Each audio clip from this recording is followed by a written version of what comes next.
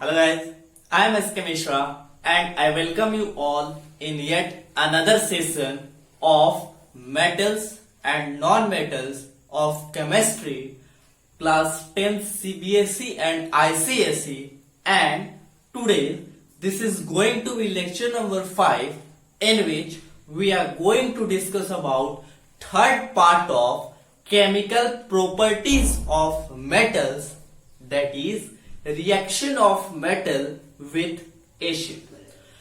In this lecture we will see what happens when a metal react with acid, और firstly we will see कि क्या metal acid के साथ reaction करता है या नहीं.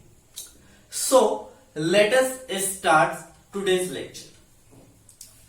अब हम बात करते हैं मेटल क्या एसिड के साथ रिएक्शन करता है. सो if you have studied the chapter that is acid, base and salt, that is chapter 2 from NCERT, you have seen कि जब मेटल और एसिड का रिएक्शन होता है, क्या होता है, मेटल और एसिड का रिएक्शन होता है तो क्या होता है. देखिएगा, सबसे पहले हेडिंग दे दीजिए यहां पे, reaction of metal with acid. So हमने क्या देखा है एसिड बेस एंड सॉल्ट में कि whenever a metal reacts with dilute acid, it forms salt and liberate hydrogen gas. ये जो साइन है क्या दिखाता है, hydrogen gas is liberating. That means कि हाइड्रोजन गैस उस रिएक्शन से क्या हो रहा है, निकल रहा है ना. तो क्या बोले कि जब भी कोई मेटल एसिड के साथ, और हमने देखा होगा एसिड बेस एंड सॉल्ट में अगर आपने पढ़ा है तो कि एसिड जो होता है दो तरीके का होता है. एसिड क्या होता है, दो तरीके का होता है. एक होता है डाइल्यूट और एक होता है कंसंट्रेटेड. डाइल्यूट का मतलब क्या होता है, एसिड कम पानी ज्यादा. क्या होता है डाइल्यूशन का प्रोसेस, क्या होता है, the mixing of acid and water. Acid में जब हम पानी मिलाते हैं तो उसको क्या करते हैं, और ज्यादा पतला करते जाते हैं, लिक्विफाई करते हैं. That is called dilution. ठीक है. तो डाइल्यूट का मतलब उसमें पानी बहुत ज्यादा है, और कंसंट्रेटेड का मतलब पानी कम है, एसिड ज्यादा है. ठीक है. सो क्या होता है कि मेटल जब भी रिएक्शन करता है तो डाइल्यूट के साथ करता है, डाइल्यूट एसिड के साथ, कंसंट्रेटेड के साथ नहीं करता. So what happen when metal react with dilute acid, it forms salt and hydrogen gas. ये हमने पढ़ रखा है. ठीक है. यहां से क्वेश्चन आता है कि क्या सारे मेटल्स एसिड के साथ रिएक्शन करते हैं, क्या सारे मेटल्स एसिड के साथ रिएक्शन करते हैं. तो in previous class we have discussed about reactivity series of metal. बताया था हमने आपको, जहां पर बताया था क्या, sodium, potassium, calcium, magnesium, aluminium, zinc, iron, nickel, tin, lead, hydrogen, copper, mercury, silver, gold. इस तरीके का एक सीरीज बताया था. क्या है, arrangement of metal in decreasing order of their reactivity is called reactivity series, और इसी को एक्टिविटी सीरीज बोलते हैं. तो यहां पे क्या बोल रहे हैं कि जो हाईली रिएक्टिव मेटल्स हैं, जो ऊपर के मेटल्स हैं, वही एसिड के साथ रिएक्शन कर पाते हैं, और जो नीचे के ये सारे लिस्ट रिएक्टिव है, ये जनरली एसिड के साथ रिएक्शन नहीं करते. तो यहां पे क्या बोले, फर्स्ट क्वेश्चन क्या है कि do all metal reacts with acid. So no, all metals do not reacts with acid. ठीक है. इसका जो रिएक्शन होता है वो किस पे डिपेंड करता है, रिएक्टिविटी सीरीज पे. रिएक्टिविटी सीरीज पे ये डिपेंड करता है कि कौन सा मेटल हाई रिएक्टिव है और कौन सा मेटल लो रिएक्टिव है. उस चीज पे डिपेंड करता है कि क्या सारा मेटल्स एसिड के साथ रिएक्शन करेगा या नहीं. ठीक है. तो फर्स्ट क्वेश्चन इज व्हाट, कि मेटल और एसिड का रिएक्शन होगा तो कैसे एसिड के साथ, तो डाइल्यूट के साथ. सेकेंड इज व्हाट, क्या सारे मेटल्स करते हैं, तो नहीं. अच्छा, अब इसका कोई एग्जांपल, या फिर अब ये समझते हैं कि क्यों एसिड और मेटल रिएक्ट करता है तो कॉरेस्पॉन्डिंग सॉल्ट और हाइड्रोजन गैस क्यों देता है। तो ध्यान दीजिए, हमने जब पढ़ा कि मेटल और ऑक्सीजन का रिएक्शन जब देखा था, तो वहां पे क्या देखे थे कि मेटल जब ऑक्सीजन के साथ, एयर के साथ बना रिएक्शन करता है तो क्या बनाता है, मेटल ऑक्साइड। और मेटल ऑक्साइड का नेचर हमने देखा कि कैसा होता है, बेसिक। कैसा नेचर होता है, बेसिक नेचर होता है। तो हम क्या बोल रहे हैं, हम बोल रहे हैं कि जब मेटल को हम कर रहे हैं एसिड के साथ रिएक्शन, तो क्या होता है कि ये जो मेटल है सबसे पहले एटमॉस्फेरिक ऑक्सीजन के साथ रिएक्शन करता है, और करने के बाद क्या बना लेता है, ये बनाता है ऑक्साइड। अब ये क्या बन गया, मेटल ऑक्सीजन के साथ मिलकर के बना लिया मेटल ऑक्साइड। और मेटल ऑक्साइड का नेचर कैसा होता है, बेसिक। अब बेस और एसिड जब आपस में रिएक्शन करते हैं तो यहीं से बनाते हैं क्या, सॉल्ट।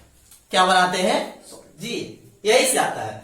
मेटल पहले ऑक्सीजन, एटमॉस्फेरिक ऑक्सीजन के साथ रिएक्शन किया तो कैसा बन गया, ऑक्साइड बन गया, मेटल ऑक्साइड, जिसका कि नेचर कैसा होता है, बेसिक। अब वो बेस को एसिड के साथ रिएक्शन करते हैं तो क्या बनता है, सॉल्ट बनता है। सो इस तरीके का होता है हमारा रिएक्शन, जो कि कैसा होता है, न्यूट्रलाइजेशन रिएक्शन। सो यहां से एक और बोल सकते हैं कि what type of reaction is the reaction of metal with acid. Metal का एसिड के साथ रिएक्शन कैसा रिएक्शन है, so this is a kind of neutralisation reaction. What, this is a kind of neutralisation reaction. So please note it down till here. हो गया। अब हम लोग बात करते हैं कि देखिए, जनरली हमारे पास अगर स्ट्रॉन्ग एसिड का बात करें, फिर से अगर हम लोग बात करें कि एसिड कितने तरीके का, तो दो तरीके का। एक होता है वीक एसिड और दूसरा होता है स्ट्रॉन्ग एसिड। ठीक है, वीक का मतलब जो कि कंप्लीटली आयोनाइज हो जाए, कंप्लीटली डिसोसिएट हो जाए, है ना। एसिड क्या होता है, H+ आयंस में टूटता है। तो ऐसा एसिड जो कंप्लीटली टूट जाए, डिसोसिएट्स हो जाए, उसको बोलते हैं क्या, स्ट्रॉन्ग एसिड। और जो कंप्लीटली नहीं टूटता है उसको बोलते हैं वीक एसिड। या फिर बोल सकते हैं the acid having maximum more concentration of H+ ion is a strong acid. और जिसमें H+ आयन का कंसंट्रेशन कम होता है उसको बोलते हैं वीक एसिड। तो जब स्ट्रॉन्ग एसिड का बात आता है तो हमारे मन में बस दो ही एसिड आते हैं, एक H2SO4 सल्फ्यूरिक एसिड और एक दूसरा HCl हाइड्रोक्लोरिक एसिड। अगर कोई पूछा है स्ट्रॉन्ग एसिड बताओ तो सल्फ्यूरिक, हाइड्रोक्लोरिक, ये आमतौर पे आते हैं हमारे लिए। तो देखिए, when metals reacts with dilute HCl, जब हाइड्रोक्लोरिक एसिड के साथ रिएक्शन करता है तो ये बनाता है क्या, देखिएगा, क्लोराइड्स। ये क्या बनाता है, मेटल क्लोराइड्स। क्या बनाता है, मेटल क्लोराइड्स, और लिबरेट करता है फिर वही हाइड्रोजन गैस। सिमिलरली अगर हम लोग बात करें कि when metal reacts with dilute H2SO4, it forms sulfates and liberate hydrogen gas। दो एसिड का बात की स्ट्रॉन्ग में, HCl एंड H2SO4। जब HCl के साथ करता है तो बनाता है मेटल क्लोराइड्स, और जब H2SO4 के साथ करता है तो metal sulphates and liberate hydrogen gas. एक और बात यहां पे नोट करने वाली है कि the reaction of metal and acid is highly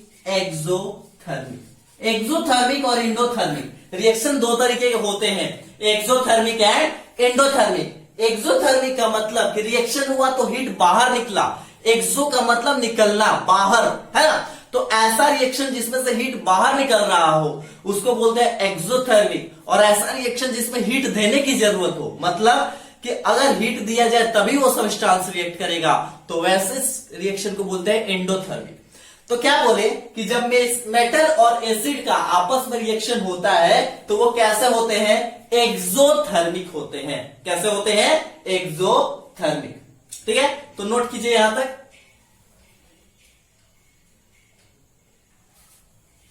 ठीक है, तो अब हम लोग यहां तरह से क्या बोल सकते हैं कि सोडियम, पोटेशियम, कैल्शियम, मैग्नीशियम, ये सारे जो है ये वायलेंटली बहुत फास्ट रिएक्शन करते हैं एसिड के साथ और बनाते हैं salt and hydrogen gas.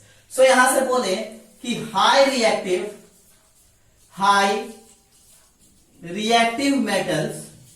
Metals reacts violently with acid, और एसिड भी कैसा होना चाहिए, डाइल्यूट एसिड, टू फॉर्म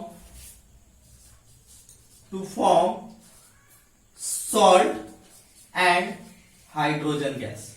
ठीक है, कॉरेस्पॉन्डिंग सॉल्ट और हाइड्रोजन गैस का फॉर्मेशन करने के लिए generally high reactive, for example potassium, sodium, calcium, magnesium, ये सारे जो है ये क्या करते हैं, बहुत फास्ट रिएक्शन करके क्या बनाते हैं, corresponding metal salt and liberate hydrogen gas. ठीक है, अच्छा, जैसे एग्जांपल ले लेते हैं, मैग्नीशियम ले लेते हैं Mg और HCl के साथ रिएक्शन करवाते हैं 2HCl, तो ये क्या बनाएगा, MgCl2 plus hydrogen gas will be liberated, magnesium plus 2HCl। इसी तरीके से हम लोग कुछ भी कर सकते हैं कैल्शियम के साथ, तो Ca plus 2HCl, CaCl2 plus H2। ठीक है, तो इस तरीके से क्या करते हैं, ये मेटल और एसिड आपस में रिएक्शन करते हैं और रिएक्शन करके क्या बनाते हैं, corresponding salt and liberate hydrogen gas, मतलब उससे हाइड्रोजन गैस निकलता है और साथ ही साथ कुछ हीट निकलता है, इसी वजह से इसको क्या बोलते हैं, कैसा है, एक्सोथर्मिक है। कैसा है, एक्सोथर्मिक। इसके बाद बात आता है एक और केस का, जो कि है नाइट्रिक एसिड। क्या है, नाइट्रिक एसिड। क्या है, नाइट्रिक एसिड का हम लोग थोड़ा सा बात करते हैं। HNO3, देखिए HNO3 एक ऐसा नाइट्रिक एसिड है जो कि इन सब में अभी तक जितने कहानी हमने पढ़े, इन सब का क्या करता है, एक्सेप्शनल केस एक तरीके से बोल सकते हैं। ठीक है, तो क्या देखा गया कि जब मेटल को HNO3 के साथ रिएक्शन करवाए तो देखते क्या है कि सॉल्ट कुछ केस में बनता है। क्या बोले, ध्यान से सुनिएगा कि जब HNO3 को मेटल्स के साथ रिएक्शन करवाया गया तो देखा गया कि कुछ केस में सॉल्ट बनता है और ये जो हाइड्रोजन गैस निकल रहा था, हाइड्रोजन के जगह पे हाइड्रोजन ना निकल करके निकलता है H2O, वाटर निकलता है। क्या बोले कि कुछ केस में देखा गया कि HNO3 को मेटल्स के साथ जब रिएक्शन किए तो सॉल्ट निकला, कई बार सॉल्ट नहीं भी निकला और कई बार सॉल्ट निकला, कुछ एसिडिक सॉल्ट निकलता है ना। और जो ये हाइड्रोजन गैस, इसका नेचर है कि मेटल एसिड के साथ रिएक्शन करेगा तो H2 निकलेगा, वहां पे H2 नहीं निकलता है। क्या रीजन है इसका? आपके बोर्ड एग्जाम में ये क्वेश्चन 1 मार्क्स में आ सकता है या फिर 2 मार्क्स में, कि व्हाट हैपेन या फिर why do HNO3 nitric acid reacts with metal but it doesn't release H2 gas, क्यों? तो यहां इसका रीजन सिंपल सा है कि this is a strong oxidising agent. क्या है, स्ट्रॉन्ग ऑक्सीडाइजिंग एजेंट है, ये बहुत ही ज्यादा स्ट्रॉन्ग ऑक्सीडाइजिंग एजेंट। और ऑक्सीडाइजिंग एजेंट का मतलब क्या, ऐसा सब्सटेंस जो किसी दूसरे सब्सटेंस को क्या कर दे, ऑक्सीडाइज कर दे। चैप्टर 1 में केमिकल रिएक्शन इक्वेशन में आपने देखा होगा ऑक्सीडेशन रिएक्शन, है ना, ऑक्सीडेशन और रिडक्शन। तो ऑक्सीडेशन का मतलब क्या होता है कि किसी भी सब्सटेंस के साथ, किसी मेटल और नॉन मेटल, किसी एलिमेंट के साथ जब ऑक्सीजन जुड़ता है, ऑक्सीजन का जुड़ता है, क्या होता है, ऑक्सीजन जुड़ता है, एडिशन ऑफ ऑक्सीजन, तो वहां पर क्या होता है, हाइड्रोजन निकलता है। Addition of oxygen and removal of hydrogen is called oxidation reaction. फिर उल्टा, हाइड्रोजन जुड़ा और ऑक्सीजन निकला तो बोलते हैं रिडक्शन, मतलब ऑक्सीजन ऐड होता है तो ऑक्सीडेशन और ऑक्सीजन निकलता है तो रिडक्शन, रिड्यूस हुआ। तो क्या बोले, HNO3 एक स्ट्रॉन्ग ऑक्सीडाइजिंग एजेंट है। ये जब रिएक्शन करता है ना, ये जब रिएक्शन किया मेटल के साथ, इसका जब HNO3 का जब मेटल के साथ रिएक्शन होता है तो ये क्या करता है, सॉल्ट तो बनाता है, बट ये जो H2 गैस निकला इसमें क्या कर देता है, ऑक्सीजन को जोड़ देता है और इस वजह से यहां से बन जाता है क्या, H2। क्या बोले कि HNO3 is a strong oxidizing agent which oxidize H2 to form H2O, hydrogen से क्या बना दिया, ऑक्सीडाइज करके। क्या बोले कि हाइड्रोजन में ऑक्सीजन जुड़ गया तो क्या कहलाएगा, ऑक्सीडेशन। और ऑक्सीजन जब जुड़ता है हाइड्रोजन में तो क्या बनाता है, H2O। इस वजह से वहां पर H2 ना निकल करके क्या निकलता है। और क्या बोले, सेकेंड बात यहाँ पे नोट कीजिएगा कि जो HNO3 है ये खुद रिड्यूस हो जाता है। यहाँ पे जो NO3 आपको दिखाई दे रहा है, ये NO3 क्या हुआ, रिड्यूस। क्या बोल रहे हैं सुनिएगा, HNO3 तो यहां से एक ऑक्सीजन निकलता है और हाइड्रोजन के साथ जुड़ करके H2O बना लिया। ठीक है, ऑक्सीजन निकला, हाइड्रोजन के साथ जुड़ करके H2O बना लिया। तो यहां से एक ऑक्सीजन निकल गया तो क्या बचेगा, NO2। क्या बचेगा, NO2। तो HNO3 से ऑक्सीजन निकला तो ये क्या हो गया, रिड्यूस हो गया। और हाइड्रोजन में ऑक्सीजन जुड़ा तो ये क्या हो गया, ऑक्सीडाइज हो गया। क्या बोले, HNO3 से ऑक्सीजन निकला तो रिड्यूस हो गया और हाइड्रोजन में ऑक्सीजन जुड़ा तो ये ऑक्सीडाइज हो गया। तो ये इटसेल्फ क्या हो जाता है। तो अगर कोई आपसे पूछे कि HNO3 क्यों हाइड्रोजन गैस नहीं रिप्लेट करता है तो बोलेंगे यही कि HNO3 is a strong oxidising agent which oxidise the released H2 to form H2O and itself it get reduced to form NO2 or N2O. NO2 or N2O. So this is all about reaction of metal with acid. Acid के साथ metal का reaction होता है तो salt और hydrogen gas बनता है। ठीक है, उसके साथ क्या बोले कि डाइल्यूट एसिड के साथ हमेशा रिएक्शन करेगा, हमेशा ये एक्सोथर्मिक होगा। HCl के साथ करता है तो क्लोराइड, सल्फाइड के साथ करता है तो सल्फेट, H2SO4 के साथ किया तो। ठीक है, हाई रिएक्टिव मेटल जनरली ये potassium, sodium, calcium, magnesium reaction करते हैं, लिस्ट्रेटिव नहीं करते। सो आई होप कि आज का लेक्चर आप लोगों को समझ में आया हो। यही रहा हमारा थर्ड प्रॉपर्टी। ये हमारा क्या है, थर्ड प्रॉपर्टी। इसके बाद हम बात करेंगे reaction of metal with some other substance, other salts. ठीक है, सो तब तक पढ़ते रहिए। All the very best.